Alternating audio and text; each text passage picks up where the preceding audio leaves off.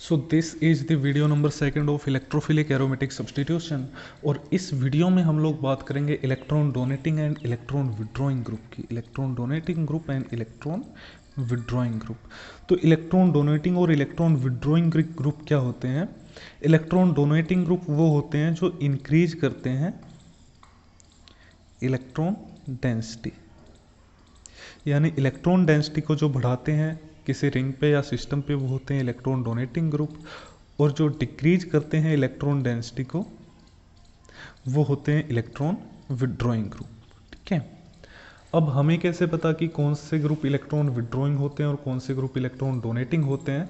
तो ये तो हमें पता चलता है एनएमआर से। ठीक है, अगर हमें जानना कि कोई ग्रुप इलेक्ट्रॉन डोनेटिंग है या विड्रॉइंग ग्रुप है, तो बेंजीन रिंग के ऊपर वो ग्रुप लगा दो। देखो, नॉर्मल बेंजीन जो होता है उस पे जो हाइड्रोजन होते हैं, यहाँ पे जो हाइड्रोजन होते हैं ऐसे, एक टेक्निक होती है एनएमआर, न्यूक्लियर मैग्नेटिक रेजोनेंस। ठीक है, तो हाइड्रोजन के लिए इसका स्केल ऑलमोस्ट 0 से 14 तक होता है। ठीक है, 14 या उससे ज़्यादा भी हो सकता है, लेकिन अराउंड 14 तक सारे हाइड्रोजन आ जाते हैं despite of which compound it is. तो उसमें क्या होता है कि इलेक्ट्रॉन डेंसिटी हाइड्रोजन के आसपास, इलेक्ट्रॉन डेंसिटी हाइड्रोजन के आसपास अगर ज़्यादा होगी तो जो शिफ्ट, ये जो 0 से 14 की जो वैल्यू है, इसको हम बोलते हैं डेल्टा एच। तो इसकी वैल्यू क्या होगी? अगर इलेक्ट्रॉन डेंसिटी बढ़ेगी, इसकी वैल्यू डिक्रीज होगी। अगर इलेक्ट्रॉन डेंसिटी यहाँ पे डिक्रीज होती है तो ये जो डेल्टा एच होता है, जो सिग्नल आता है यहाँ एनएमआर में, उसकी वैल्यू इंक्रीज हो जाती है। नॉर्मल जो बेंजीन रिंग होता है उसके लिए डेल्टा एच की वैल्यू होती है 7.26। ठीक है, अगर हमें देखना कि कोई इलेक्ट्रॉन डोनेटिंग ग्रुप है या इलेक्ट्रॉन विड्रॉइंग ग्रुप है, तो उसको बेंजीन रिंग के ऊपर लगा दो। सपोज अगर हम यहाँ पे NH2 लगाते हैं और अगर हम यहाँ पे OH ग्रुप लगाते हैं, तो दोनों में अलग अलग वे में अफेक्ट होता है ये वाली जो केमिकल शिफ्ट की वैल्यू है। ठीक है, यहाँ पे देखो, यहाँ पे इस हाइड्रोजन के लिए ये वैल्यू हो जाती है, डेल्टा एच की वैल्यू हो जाती है 6.51। ठीक है, सॉरी, हाँ 6.51, यहाँ पे 7.01 और यहाँ पे 6.61। फिनोल में ये वैल्यू हो जाती है 6.7, यहाँ पे 7.14 और यहाँ पे हो जाती है 6.81। तो इन वैल्यूज से हमें पता चलता है एक्सपेरिमेंटली एक्चुअल में कि अगर इलेक्ट्रॉन डेंसिटी यहाँ पे इंक्रीज हुई है तो क्या होगा? डेल्टा शिफ्ट घट जाएगी। तो देखो, यहाँ पे 7.26 थी सभी की, लेकिन यहाँ पे ये वैल्यू घट गई। और यहाँ पे सबसे बड़ी बात क्या पता चली हमें कि ऑर्थो और पैरा पे तो बहुत ज़्यादा घट गई, लेकिन मेटा पे कम घटी है। ठीक है, मेटा पे भी इफेक्ट तो हुआ है लेकिन कम इफेक्ट हुआ। सबसे ज़्यादा इफेक्ट हुआ है ऑर्थो और पैरा पे, सबसे ज़्यादा ऑर्थो पे, फिर पैरा पे, फिर मेटा पे, ऐसे यहाँ पे हुआ है। और दूसरी चीज़ हमें क्या पता चली कि OH ने इलेक्ट्रॉन डेंसिटी कम इंक्रीज की है बेंजीन रिंग पे, NH2 ने इलेक्ट्रॉन डेंसिटी ज़्यादा इंक्रीज कर दी बेंजीन रिंग पे। कैसे? क्योंकि देखो, यहाँ पे 7.26 से बहुत ज़्यादा कम होकर 6.51 हो गया, जबकि यहाँ पे 6.7 पे ही पहुँचा सिग्नल। तो जितना ज़्यादा इलेक्ट्रॉन डेंसिटी बढ़ेगा बेंजीन रिंग पे, सिग्नल उतना नीचे आ जाएगा। ठीक है, आई होप समझ आ गया होगा कि हाइड्रोजन के सिग्नल हम देखते हैं नॉर्मल बेंजीन रिंग पे 7.26 होती है, अगर इलेक्ट्रॉन डोनेटिंग ग्रुप होता तो ये सिग्नल की जो वैल्यू है वो कम हो जाती है। तो यहाँ से हमें पता चला कि चाहे इलेक्ट्रॉन डोनेटिंग हो, ऐसे ही विड्रॉइंग का भी एग्जाम्पल देखा गया कि अगर विड्रॉइंग हो या डोनेटिंग हो, सबसे ज़्यादा इफेक्ट डालता है ऑर्थो और पैरा पोजीशन पे। सबसे ज़्यादा ऑर्थो पे, उसके बाद पैरा पे, और मेटा पे ऑलमोस्ट नो इफेक्ट होता है। ज़्यादा इफेक्ट नहीं होता मेटा पोजीशन पे, होता है लेकिन ज़्यादा नहीं होता। ठीक है, इसके बाद अब हम बात करेंगे, अब हम सभी के एनएमआर वैल्यू तो नहीं देख सकते, अब हम बात करते हैं ट्रिक की। ठीक है, ट्रिक क्या है कि अगर आपको देखना है कोई ग्रुप इलेक्ट्रॉन डोनेटिंग है या कोई ग्रुप इलेक्ट्रॉन विड्रॉइंग है, तो उसमें एक ट्रिक होती है। सपोज करो आप बेंजीन रिंग पे देख रहे हो, ठीक है, या कोई भी सिस्टम आप देख रहे हो, इसको हम सिस्टम मान लेते हैं। तो सिस्टम से जिस भी ग्रुप को देख रहे हो, उससे पहले जुड़े हुए एटम को देखो, उसको मैंने नाम दे दिया एटम ए। उससे नेक्स्ट जुड़ा हुआ जो एटम है, उससे नेक्स्ट जो एटम है, उसको नाम दे दिया बी। ठीक है, तो यहाँ पे क्या देखना है आपको? अगर इलेक्ट्रोनेगेटिविटी ऑफ ए ग्रेटर है बी से, ठीक है, अगर इलेक्ट्रोनेगेटिविटी ऑफ ग्रेटर है बी से, then this group will be electron donating group, और अगर इलेक्ट्रोनेगेटिविटी बी की ज़्यादा है ए से, then this will be an electron withdrawing group. ठीक है, और इलेक्ट्रॉन डेंसिटी, हमें इलेक्ट्रोनेगेटिविटी कैसे पता चलेगी, आप सीरीज याद कर सकते हो, फोन कैलिबर ISC PH। ठीक है, इस साइड में जो इलेक्ट्रोनेगेटिविटी है वो इंक्रीज होती है, फोन कैलिबर ISC PH, फोन कैलिबर ISC PH। ठीक है, अब बात करते हैं हम ग्रुप्स की। सपोज करो बेंजीन रिंग पे हमने लगा दिया, बेंजीन रिंग को मैं AR से रिप्रेजेंट कर देता हूँ या PH से रिप्रेजेंट कर देते हैं बेटर वर्ड्स में।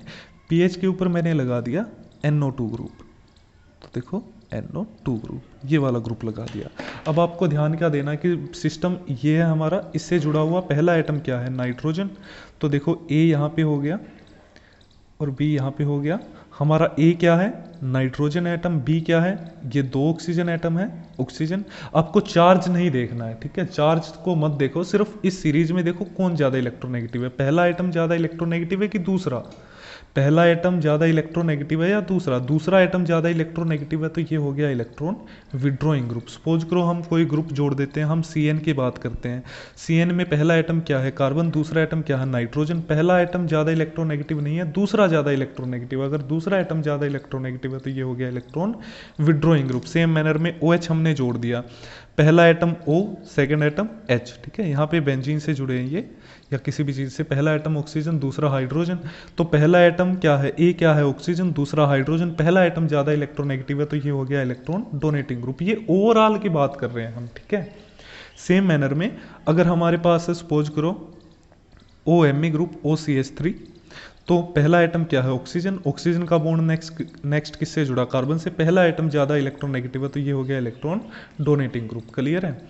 नेक्स्ट सपोज करो हम लगा देते हैं C double bond O H group. ठीक है, C double bond O H group, तो पहला एटम क्या है, कार्बन। अब सेकेंड एटम किस में ले, इन दोनों को, इन दोनों में से किसको ले, ऑक्सीजन या हाइड्रोजन। तो आपको देखना कि अगर 2 एटम जुड़े हैं पहले एटम से, तो जो ज़्यादा इलेक्ट्रोनेगेटिव है उसको कंसीडर करना है। यहाँ पे कौन है, ऑक्सीजन, तो दूसरा एटम देखो, ऑक्सीजन ज़्यादा इलेक्ट्रोनेगेटिव हो गया पहले से, तो ये हो गया इलेक्ट्रॉन विड्रॉइंग ग्रुप। तो इस तरह से हम देख सकते हैं कि इलेक्ट्रॉन विड्रॉइंग ग्रुप है या डोनेटिंग ग्रुप है।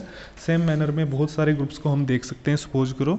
ठीक है, तो इस तरह से सपोज करो हम यहाँ पे NHCOCH3 ये ग्रुप मैंने जोड़ दिया बेंजीन से, तो पहला एटम क्या जुड़ा है यहाँ पे, पहला एटम क्या जुड़ा, पहला एटम जुड़ा नाइट्रोजन, सेकंड एटम क्या है, कार्बन। तो यहाँ पे पहला एटम ज़्यादा इलेक्ट्रोनेगेटिव है, ये हो गया electron donating group. Same manner में आप किसी भी ग्रुप में देख सकते हो, सेम चीज़, सेम रूल्स अप्लाई करके। ठीक है, अब दूसरी चीज़, अब हम बात करते हैं सेलेक्टिविटी की। ठीक है, अब हम बात करते हैं सेलेक्टिविटी की। देखो, अगर हमारे पास बेंजीन रिंग पे कोई ग्रुप लगा है, अगर इलेक्ट्रॉन डोनेटिंग ग्रुप लगा है, तो हम क्या कर रहे हैं, देखो इलेक्ट्रोफिलिक सब्स्टिट्यूशन रिएक्शन जितनी भी करेंगे उसमें हमने क्या जनरेट किया था, ध्यान हो तो, हमने इलेक्ट्रोफाइल जनरेट किया था। देखो bromination, nitration, Friedel craft alkylation, Friedel Crafts acylation, sulphonation में ये पॉजिटिवली चार्ज्ड क्या जनरेट किए थे हमने, इलेक्ट्रोफाइल जनरेट किए थे। इन पॉजिटिवली चार्ज्ड इलेक्ट्रोफाइल्स पे पॉजिटिव चार्ज है, तो ये वहाँ पे अटैक करेंगे जहाँ पे नेगेटिव चार्ज ज़्यादा होगा, यानी कि जहाँ पे इलेक्ट्रॉन डेंसिटी ज़्यादा होगी। इलेक्ट्रॉन डेंसिटी ज़्यादा होने का क्या मीनिंग है, देखो सबसे ज़्यादा अगर डोनेटिंग ग्रुप लगा है तो ऑर्थो और पैरा पे ज़्यादा होगी इलेक्ट्रॉन डेंसिटी, अगर विड्रॉइंग ग्रुप लगा है तो वो भी ऑर्थो और पैरा से ज़्यादा विड्रॉ करता है, मेटा से नहीं करता, तो इलेक्ट्रॉन डेंसिटी ज़्यादा होगी मेटा पोजीशन पे। तो देखो अगर इलेक्ट्रॉन डोनेटिंग ग्रुप हमने लगाया है, एक ऑर्थो पोजीशन पे ज़्यादा है, एक पैरा पोजीशन पे ज़्यादा है, तो हमारे पास 2 प्रोडक्ट बनने के चांसेस, सपोज करो हमने इलेक्ट्रोफाइल डाल दिया, एक तो हमारे पास बन सकता है ऑर्थो वाला प्रोडक्ट, दूसरा हमारे पास बन सकता है पैरा वाला प्रोडक्ट। ये 2 प्रोडक्ट बन सकते हैं, इसको तो बोलते हैं ऑर्थो और इसको बोलते हैं पैरा। ठीक है, देखो कोई भी अगर ग्रुप लगा हमारे पास बेंजीन रिंग पे, सपोज करो X लगा है, जिस पोजीशन पे लगा है उसको बोलते हैं इप्सो पोजीशन। ठीक है, उससे नेक्स्ट पोजीशन को बोलते हैं ऑर्थो, उससे नेक्स्ट को बोलते हैं मेटा, और उससे नेक्स्ट को बोलते हैं पैरा पोजीशन। ठीक है, तो ये वाली पोजीशन क्या है, ऑर्थो है, ये वाली पैरा है। अब आपको देखना है कि ज़्यादा अमाउंट किस प्रोडक्ट का बनेगा। और एक और चीज़, अगर इलेक्ट्रॉन विड्रॉइंग ग्रुप हमारे पास लगा है बेंजीन रिंग पे, तो वहाँ पे इलेक्ट्रोफाइल कहाँ पे ऐड होगा,